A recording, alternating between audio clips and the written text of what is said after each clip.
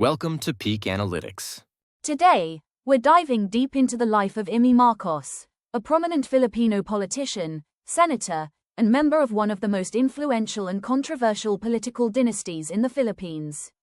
From her latest political moves to her family ties, personal life, and the legacy of the Marcos name, we're covering it all: her age, husband, children, net worth, lifestyle, and more.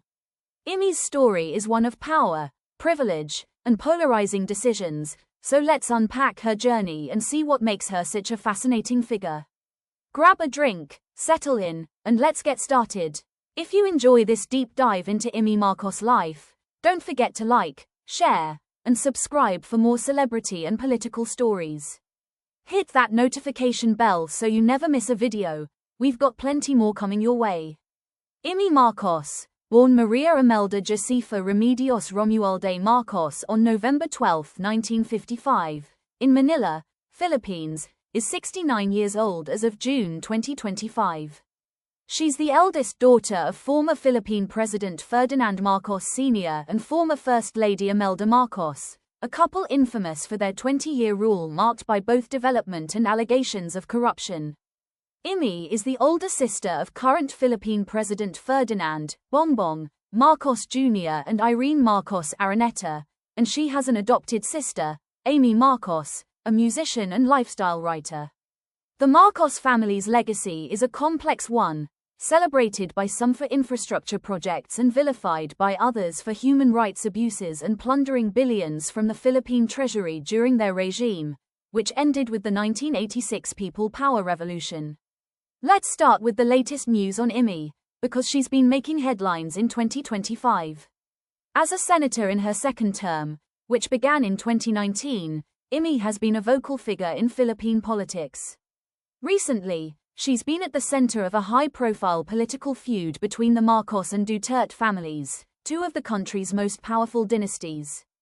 In the 2025 midterm elections, Imee made waves by switching allegiances from her brother's ruling coalition to Vice President Sara Duterte's camp, a move that shocked political observers.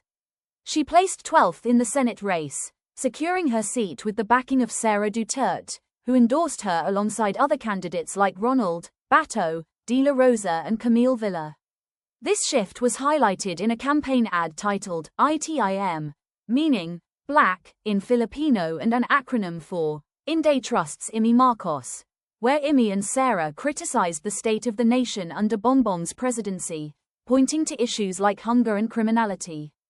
Imee's decision to side with the Dutertes reportedly stemmed from her opposition to her brother's policies, including his cooperation with the International Criminal Court, ICC, in the arrest of former President Rodrigo Duterte in March 2025 for his role in the war on drugs.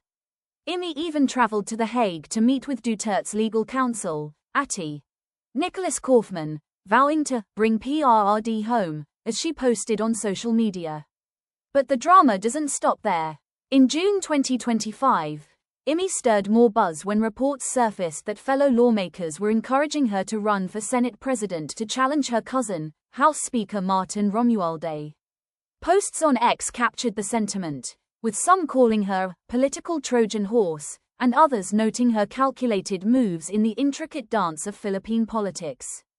Her vocal criticism of her brother's administration, on issues like U.S. military presence, agricultural imports, and the slashing of Sara Duterte's confidential funds, has positioned her as a wildcard in the Marcos-Duterte feud.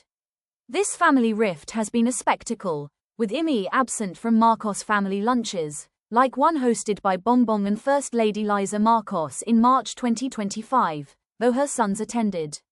It's clear Imee's carving her own path, even if it means clashing with her own blood. Now, let's talk about Imee's personal life, starting with her husband. Imee was married to Tommy Manotoc, a Filipino golfer and sportsman, in the early 1980s. Their marriage was controversial at the time, as it took place during the Marcos family's exile in Hawaii after the 1986 revolution. Imee and Tommy reportedly fled to Morocco with fake Bolivian passports to escape scrutiny, a bold move that added to the Marcos mystique. The couple divorced in the early 1990s, and Imee has remained private about her romantic life since then. There's no public record of her remarrying, and she's kept any current relationships out of the spotlight, focusing instead on her political career and family. Speaking of family, Imee is a mother to 3 sons: Matthew Joseph Manotoc, Michael Ferdinand Manotoc, and Fernando Martin Borgie Manotoc. Matthew, the eldest, is the governor of Ilocos Norte, continuing the Marcos political legacy in their home province. Michael is a lawyer, keeping a lower profile, while Borgie is a model and entrepreneur known for his high society lifestyle. Imee's sons are often seen at family gatherings, like the Marcos lunches, and have been supportive of their mother's political endeavors. Her relationship with her parents, Ferdinand Sr. and Imelda, has also shaped her public image.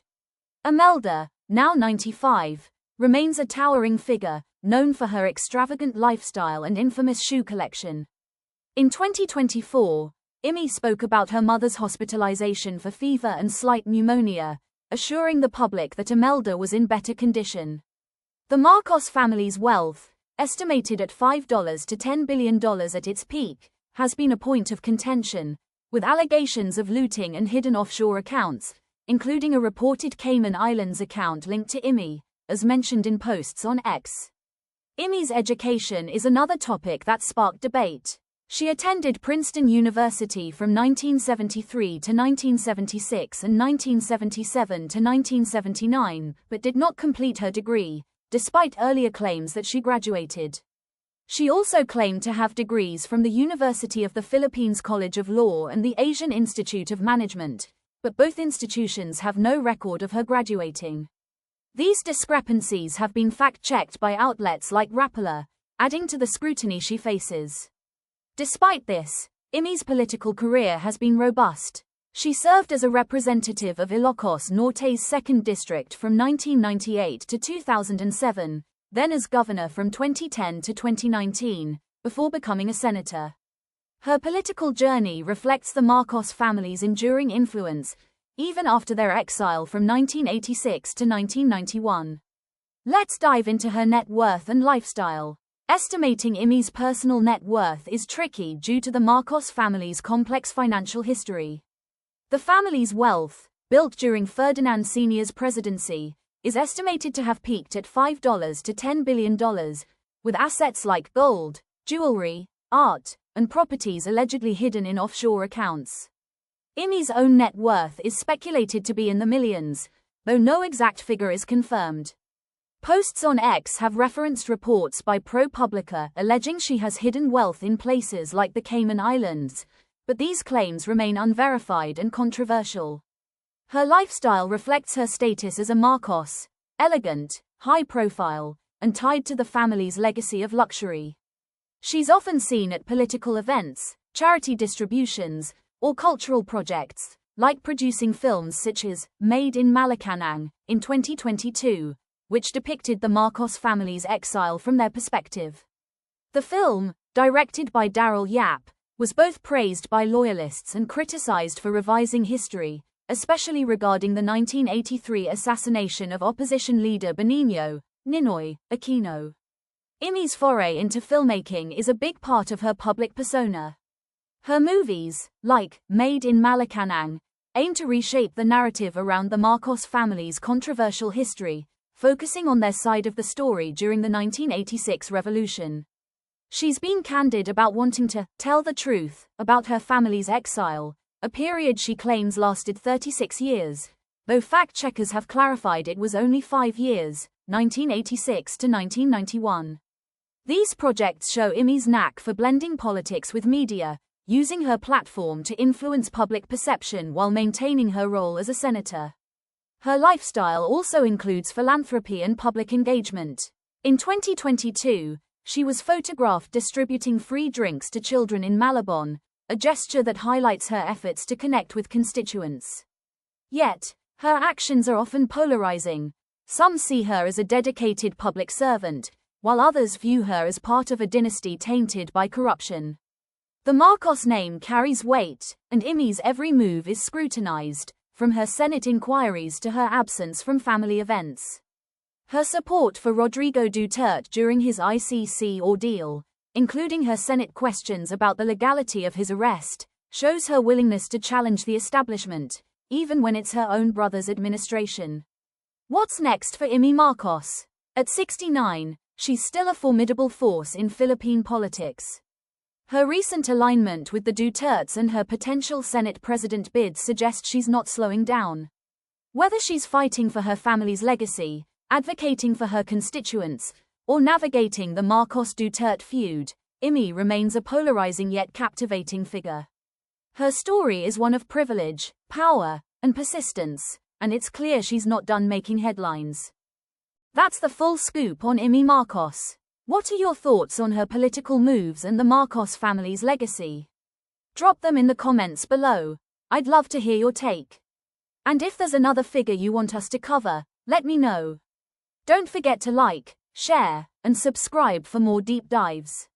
Hit that bell to stay updated, and I'll see you in the next video.